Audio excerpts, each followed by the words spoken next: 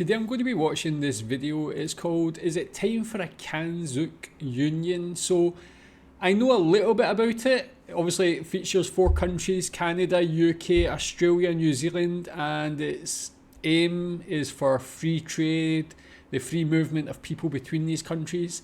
I guess it's being raised again with the uncertainty going on in Canada with its relationship with the US, but I feel like it's actually a good idea, man. These 4 countries are definitely in a similar position when it comes to things like cost of living, just the quality of life for the people. I mean, even like things like culture and all that are very similar between these 4 countries.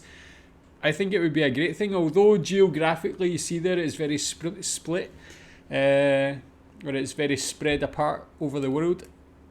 There's a lot of benefits, in my uneducated opinion, to these countries creating some sort of union. Obviously with the UK leaving the EU, they're in even more need for some sort of thing like this, but interested to see this. You can tell me what you think about the idea.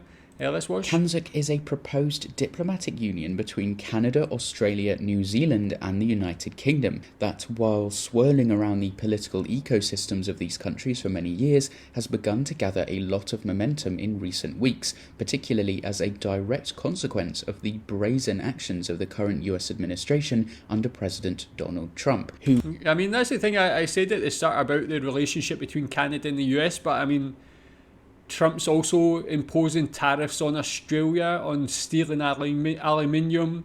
He's been threatening the UK, almost similar to what he was saying about Canada becoming a 51st state. He's like been trying to say the same things about the UK as well. So again, all these countries are being affected negatively by Trump as well. Who, in his drive to pull the United States out of any positions of global leadership and supposedly drive up the domestic American economy, i.e. isolationism, has adopted brash rhetoric towards even the US's closest allies, namely Canada and the European Union. But now even Australia and the United Kingdom have been subjected to sweeping tariffs, despite both countries having trade surpluses with America, meaning in the simplest terms that they buy more goods from the US than the US buys from them. And so this all begs the question, with such an unpredictable and now seemingly unreliable occupant of the White House and the very fate of the established Western rules-based global order that has existed for the last 80 years since the end of World War II under such serious threat, is it time for these 4 nations bound so closely in culture, language and history to form a new bolstered union to protect and preserve their ideals? That is what we will discuss in this video, but first, what is CANZUK and what might it actually involve? Well, CANZUK International, the foremost group campaigning for a CANZUK union, explains that the idea would aim to establish freedom of movement, free trade, a coordinated military and foreign policy, as well as deeper constitutional dialogue between Canada, Australia, New Zealand and the United Kingdom, who all of course share the same head of state as well in King Charles III. The CANZUK nations also all share the same majority language, English, the same Westminster-style parliamentary system, the same common law legal system, and the same view on maintaining ideals of democracy, human rights, and the rule of law as part of their westernized societal structures. All in all, they are probably some of the closest countries culturally, despite such large distances between their relative landmasses. And yeah, that actually makes complete sense. Yeah, when you actually think about it deeper, there is so much more similarities, probably compared to any other countries. Like, even though that there is that huge geographical difference. Yeah, tell me what you think about this, like this idea. As CANZUK International's campaign states, they are virtually the same people with only the cover of our passports dividing us. And indeed, a common citizenship is something also proposed under a potential union. They argue that if the European Union, made up of 27 different countries with a vast range of cultures, languages and legal systems, can successfully implement things like free movement and free trade, then there is no reason why CANZUK nations can't also embrace these policies for its citizens, especially in a globalized world where distance is far less of a barrier than at any other time in history. Now, around the time of the UK's exit from the EU in early 2020, the idea of CANZUK had gained some momentum as Britain aimed to expand its global relationships, which it argued had been curtailed by its membership of the EU, rightly or wrongly. However, over the past 5 years, this momentum had seemingly slowed, especially after the economic shocks of the COVID pandemic and the war in Ukraine. But as countries continue to emerge and adapt to those setbacks, and now as the United States increasingly adopts a hostile approach to its trading relationships, even to its very closest of allies, this shift has led to a reinvigoration of the CANZUK movement, and particularly in Canada, which might prove to be the country that could grasp this potential new alliance and drive it forward. The introduction of wide-ranging tariffs will indeed have a profound effect on the Canadian economy, as it will the American economy. The US accounts for about 75% of Canada's exports, and unlike what you might hear, this is not the US subsidizing Canada. That is wrong rhetoric. Americans essentially just love buying Canadian goods. Sectors like Canadian agriculture, automotive industries, and manufacturing industries stand to suffer the most, as they are deeply integrated into US supply chains, with the Canadian Chamber of Commerce estimating the tariffs could shrink Canada's GDP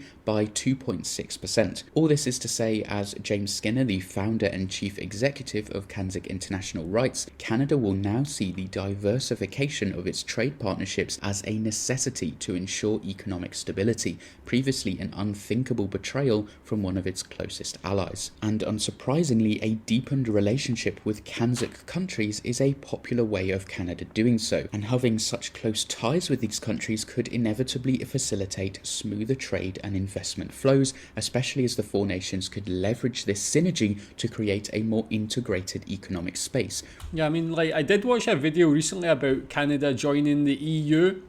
This one actually seems like a more sensible idea, given the common values and common similarities like language, and I think even like the people are very similar in all of these countries, have a similar traits and so on. And like when they talked about like I mentioned the free movement of people, free trade, but the military, like these are four countries that have fought alongside each other in many conflicts and had a lot of success as well. It's like really they're all really beneficial to each other, reducing their dependency on any single market. The UK, for example, which currently has tried to position itself as a middle way, trying to balance relations with the US and the EU, is in nonetheless a precarious position, and having a third option of a strong CANZUK free market would no doubt be beneficial, with some caveats to protect certain UK sectors, I'm sure. But these are conversations that I can see being fairly swiftly resolved given the common language and respect between these countries. But CANZUK is not just about free trade, it also has a strong strategic, military and intelligence aspect. The current global situation, with an American administration that seemingly wants to retreat from its positions of global leadership for no apparent reason, ceding its position as global hegemon even quicker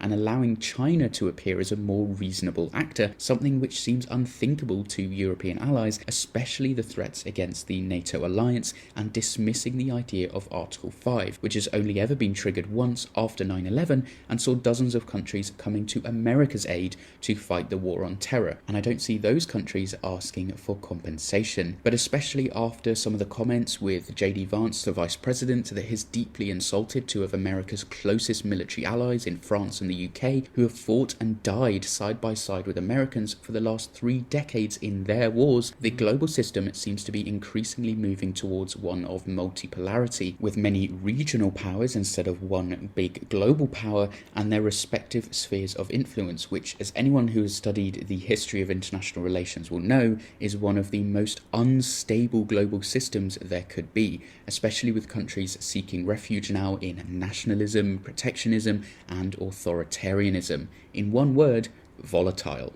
So you can see why CANZUK has been becoming increasingly popular once more, many calling for the stability and safety of allies with such close cultural and political ties, bound by a common head of state and heritage. While the US tariffs are a significant blow, they also serve as a reminder of the importance of robust, diversified international relations, and I think we are at a crucial turning point in history, both for the 4 CANZUK nations, but also for the Western global order, which is indeed under so much threat essentially from within. After all, whatever you think of Henry Kissinger, he was right in the fact that it is dangerous to be America's enemy, but to be America's friend is fatal. If unpredictability, instability, and betrayal is to be the norm in the US's relations with its partners, the time for CANZUK is now. Canada, Australia, New Zealand, and the UK need to seize the opportunity to bolster their economic, strategic, intelligence, military, and diplomatic ties to create a union for their mutual interest, a reforged Anglosphere to ensure a prosperous future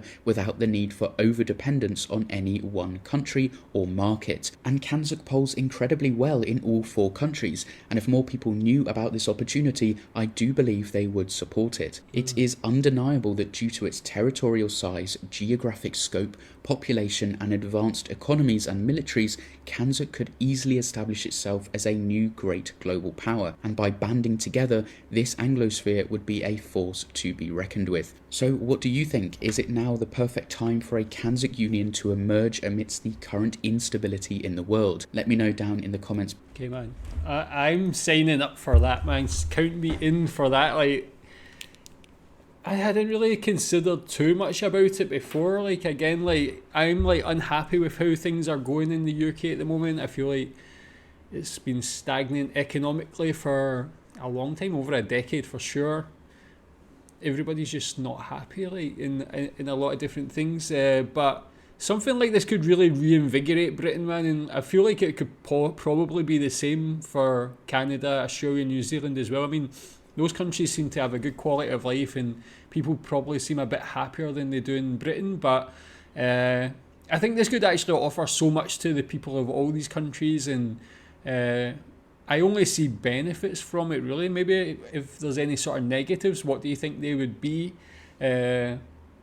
What do you think the possibility of this is? Like, I'm just like too excited about this now that I want it to happen. Like, so tell me what you think about this.